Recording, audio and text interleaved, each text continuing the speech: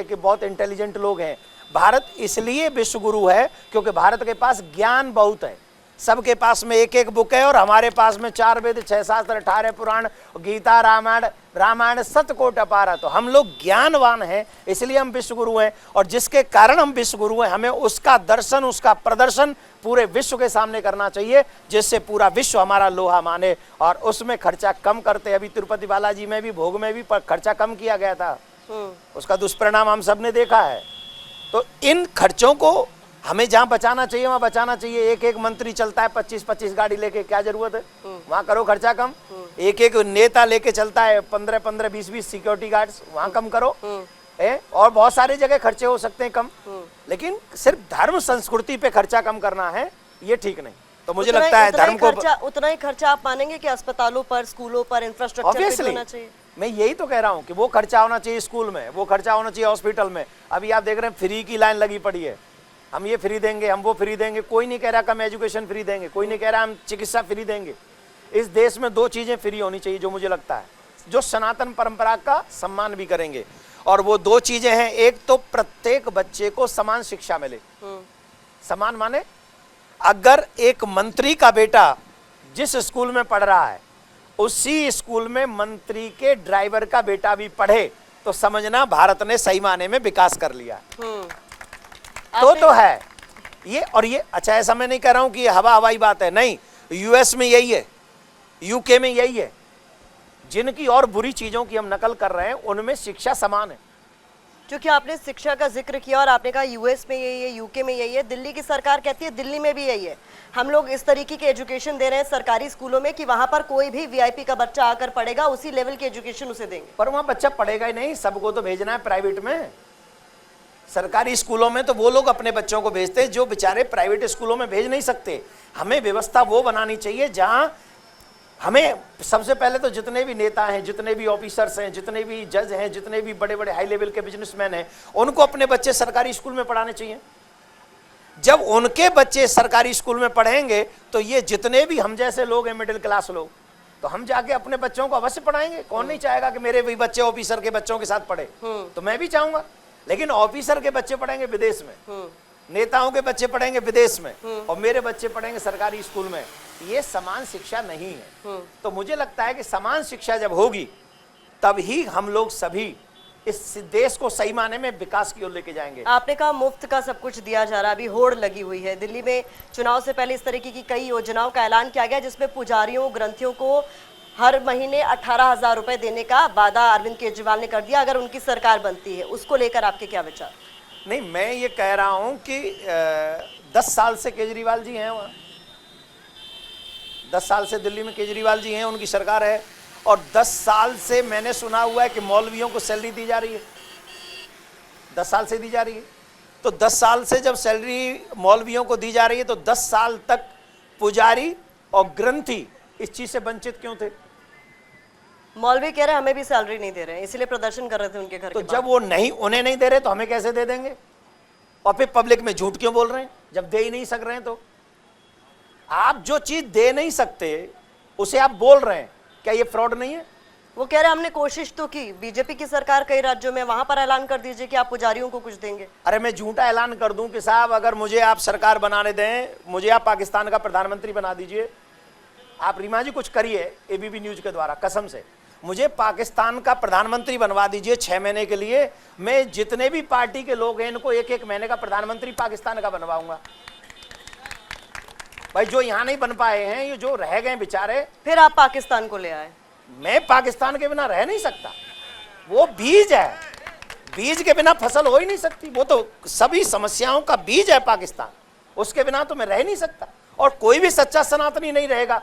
जब तक पाकिस्तान का इलाज नहीं होगा तब तक सनातन का विकास नहीं होगा। सारे प्रॉब्लम्स की जड़ है पाकिस्तान।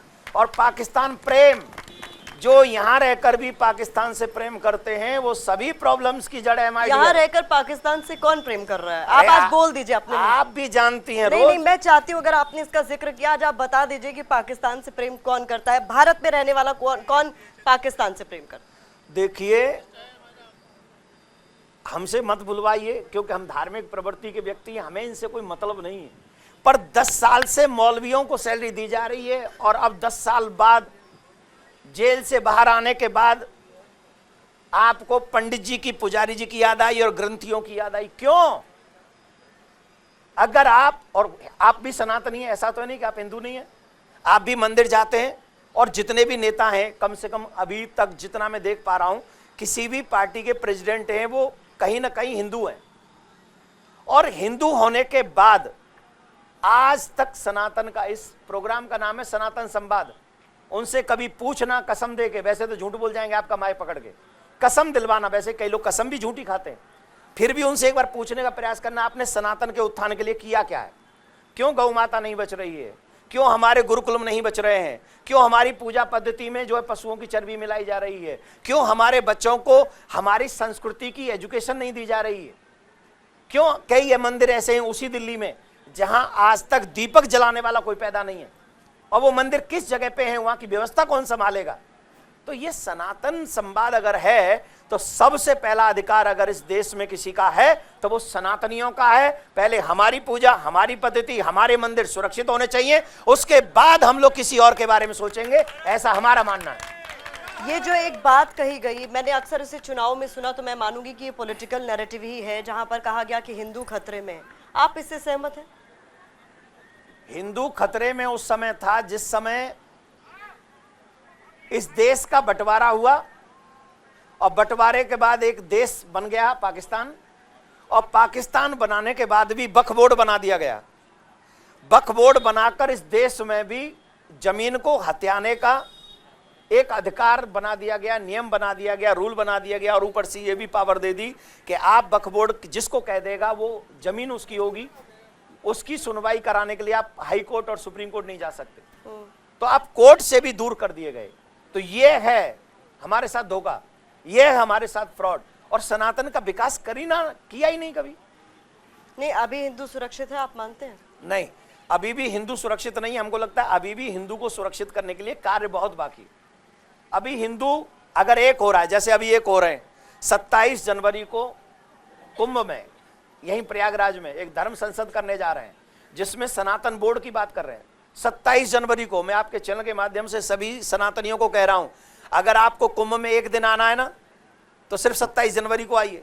सुबह गंगा में संगम में स्नान कीजिए, और शाम को सनातन को सुरक्षित, दोपहर को ही 12 बजे से पूरे दिन वहां डटे रहिए 17 सेक्टर में, और कसम खा लीजिए कि हमें सनातन बोर्ड बनवा के ही कुंभ से वापस जाना है। अगर हिंदू इकट्ठा होगा तो जो आजादी के बाद से आज तक हमारे मंदिर सरकार के अंडर में है, मुझे लगता है कि हम अपने मंदिरों को सरकार से मुक्त करेंगे और सनातन बोर्ड बनाकर शंकराचार्यों के माध्यम से अपने सनातन को आगे बढ़ाएंगे। तो सनातन बोर्ड की मांग को लेकर तो आप पिछले लंबे समय से संघर्ष कर रहे हैं, और आप कह रहे हैं कि बनना चाहिए। आपको क्यों नहीं लग रहा है सरकार को आपकी बात मान नहीं लेनी चाहिए कि आपको उसके लिए धर्म संसद बुलानी पड़ रही है, लोगों को एकजुट करना पड़ रहा है? आप तो कह रहे हैं कि किसी भी तरीके से वक्फ बोर्ड जैसा नहीं होगा, क्योंकि आप ही कह रहे हैं कि वो भूमाफिया की तरह काम करते हैं। सनातन बोर्ड का काम ऐसा कुछ भी नहीं होगा। अभी योगी जी ने क्या कहा, देखो आज हम ये मांग कर सकते हैं। आज हमारे प्रदेश में एक ऐसा शासक है जो शासक धर्म को भी जानता है और राजनीति को भी जानता है, और जो शासक धर्म और राजनीति दोनों को जानता होगा वही शासक सनातन की सुरक्षा कर सकता है। और योगी जी ने कहा था वक्फ बोर्ड एक ऐसा काम कर रहा है कि जहां भी अभी कुंभ की जगह को उन्होंने अपना बोल दिया, तो सारी जगह सनातन की और वो अपना अपना बोलता जा रहा है। तो उन्होंने कहा इंच इंच जगह का हिसाब होगा। ऐसा काम, ऐसी बात कौन बोल सकता है जो धर्म और राजनीति दोनों को जानता होगा और जो न्याय करना चाहता होगा वही इस बात को बोल सकता है। ऐसा नहीं हो सकता कि हमें उसकी वोट चाहिए तो उसके साथ अन्याय के साथ भी उसके साथ खड़े हो जाएं, और हमें इनकी वोट नहीं मिलेगी तो इनके साथ अन्याय करते चले जाएं। वक्फ बोर्ड का पूरा भारत है क्या? एयरपोर्ट उनका, सदन उनकी, ये कुंभ का सारा स्थान उनका, राम जन्मभूमि उनकी, कृष्ण भूमि उनकी, काशी विश्वनाथ उनका। हमारा क्या है फिर? पाकिस्तान उनका, बांग्लादेश उनका, अफगानिस्तान उनका, कश्मीर उनका, संबल उनका। हमारा क्या है? तो कहने का मतलब है वक्फ बोर्ड बनाने वालों ने सनातनियों के साथ धोखा किया है, और सनातन बोर्ड बनाने वाले लोग ही हमारे साथ में न्याय करेंगे, और इनसे हमें आशा है, योगी जी से और मोदी जी से। आपकी मांग पूरी होगी? मुझे ऐसा आशा है, पूरा विश्वास है कि जब हम कुंभ में से जाएंगे तब तक एक गुड न्यूज सनातनियों को मिलेगी, और मैं सभी सनातनियों से कहूंगा ये तभी मिलेगी जब सनातनी एक स्वर में मांग करेंगे तब नहीं मिलेगी कि हम लोग अलग बैठे हैं, हम लोग अलग बैठे हैं। मैं तो सभी आपके चैनल के माध्यम से जितने भी संत महात्मा धर्माचार्य महामंडलेश्वर अखाड़ा जितने भी अखाड़े के लोग हैं, जितने भी धर्माचार्य, में सबसे हाथ जोड़ के प्रार्थना कर रहा हूं, अब वो समय आ गया है जिस समय हम अपनी जिम्मेदारी निभाकर सनातन को बचाने की, आने वाली पीढ़ी को बचाने की कसम खाएं और 27 जनवरी को एक स्वर में सनातन बोर्ड बनाने की बात कहें। और जब हम 27 जनवरी को एक साथ सनातन बोर्ड बनाने की बात करेंगे तो मुझे लगता है बहुत जल्दी हमारा ये मांग एक परिणाम के रूप में तब बदलेगी और हमारे सामने सनातन बोर्ड बन के आएगा, ऐसा हमारा विश्वास। ये आप मानते भी होंगे और ये बात लगातार होती है, नया भारत है, ये नया भारत है। नए भारत पे आप अल्पसंख्यकों को कहाँ देखते हैं? नए भारत में हम कहीं नहीं देखते हैं, जैसे अभी है वैसे रहेंगे। अल्पसंख्यकों का कोई ये मतलब थोड़ी है कि उनसे यहाँ से भगा दिए जाएंगे। हाँ, अपनी मर्जी से जाना चाहें तो एज यू विश, वो अपनी मर्जी से, अगर उनको लगता है कि उनको यहाँ नहीं रहना है, उन्हें पाकिस्तान में रहना है, बांग्लादेश में रहना, वो उनकी मर्जी है, वहां से इन्हें कोई भगा नहीं रहा। मेरे भगवान श्री राम के राज्य में सब लोग, प्रजा में कोई दुखी नहीं है। राम जी का राज्य इसको कहते हैं जहां शत्रु भी प्रसन्न रहे। तो यहाँ किसी को भगाने की बात नहीं कर रहे हैं। हाँ, बांग्लादेशी नहीं रहने चाहिए यहाँ, रोहिंग्या नहीं रहने चाहिए यहाँ, जहां हमारे भारत में, बांग्लादेश में हमारे सनातनियों के साथ दुर्व्यवहार हुआ, बहन बेटियां मारी गई, उनके साथ दुष्कर्म हुआ, मंदिर जलाए गए, मूर्तियां तोड़ी गई, ये सब हुआ और उसके बाद भी बांग्लादेशी हमारे देश में रहे, तो ये तो उचित नहीं है। विपक्ष के तमाम नेता यही कहते हैं, ये बात बार बार दोहराते हैं कि बांग्लादेश में अल्पसंख्यक हिंदुओं के साथ जब कुछ बुरा होता है तो हमारे देश में विरोध प्रदर्शन होते हैं, लेकिन यहाँ के अल्पसंख्यक भी आजकल ये महसूस करते हैं कि उनके साथ दोयम दर्जे का व्यवहार हो रहा है। तो ये दोहरा रवैया नहीं है, दोहरा मापदंड नहीं है। आप एक बात बताइए, यहाँ के अल्पसंख्यक बड़े कमजोर हैं, जो कह रहे हैं कि लोकसभा सदन हमारी है, जो कह रहे हैं एयरपोर्ट हमारा है, जो कह रहे हैं वक्फ बोर्ड हमारा है, जो कह रहे हैं राम जन्मभूमि हमारी है, कृष्ण भूमि हमारी है, काशी विश्वनाथ हमारा है, संबल हमारा है, पूरा गांव हमारा है, 1500 साल पुराना मंदिर हमारा है। ये बड़े अच्छे अल्पसंख्यक हैं भैया, ये अल्पसंख्यक हैं। ये अल्पसंख्यक नहीं है, ये बहुसंख्यक हैं। जहाँ 15-20 करोड़ से ज्यादा लोग हों, वो अल्पसंख्यक कैसे हो सकते हैं? और अल्पसंख्यकों की चिंता बांग्लादेश वालों को क्यों, बांग्लादेशियों की क्यों नहीं है? पाकिस्तान वालों को क्यों नहीं, पाकिस्तान में क्यों नहीं है? वहां पर सनातन बोर्ड बनाओ, जैसे यहाँ सब वक्फ बोर्ड बना दिया। अरे भाई, मैं उन सेकुलर नेताओं से जो सेकुलर बनने की कसम खा रहे हैं, उनसे ये पूछना चाहता हूं कि हमारा अधिकार हमें कब मिलेगा? सेकुलर होने में बुराई है आपकी नजर में? देखिए, सेकुलर आपकी मर्जी, आप हो जाओ, पर सेकुलर हमारा संविधान कहता है, इसीलिए मैं आपसे पूछ रही हूं। सेकुलर शब्द ही नहीं है। सेकुलर शब्द क्या है, उसका अर्थ बता दें वो नेता आप यहाँ के। सेकुलर शब्द है, इसीलिए मैं ये पूछ रहा हूँ, वो आके अर्थ बता दें सेकुलर का। अर्थ तो बताएं इस चैनल पे आके कि इसका मतलब ये होता है। आपको सेकुलर शब्द से आपत्ति है? मुझे कोई आपत्ति नहीं, जिन्हें मानना है मानो। अगर आपको लगता है आप सेकुलर हो तो आप रहो, लेकिन आप सेकुलर हो के सनातन को गाली देंगे? आप मान रहे हैं इस देश का हर अल्पसंख्यक जो है वो गाली दे रहा है, वो बुराई कर रहा है, हर अल्पसंख्यक को आप एक ही तराजू पर तोल रहे हैं? मैंने तो नहीं कहा ये, मैंने तो नहीं कहा, लेकिन थूकते हुए वीडियो आपने भी देखे, मूत्र विसर्जन करते हुए वीडियो आपने भी देखे है, हमारे सब्जियों को, हमारे फलों को नाले में धोते हुए वीडियो आपने भी देखे। उसमें गैर मुस्लिमों के भी वीडियोस आए हैं। किसके आए? गैर मुस्लिमों के भी वीडियोस हैं। ऐसे मामले हैं, मैं आपको बता रही हूँ, मुझे बताइए। ऐसे मामले हैं जहां पर खाना, जूस पीने वाली दुकानों पर लोग जा रहे हैं और वहां कलर मिलाकर दिया जा रहा है, कोई व्रती है वो पी रहा है।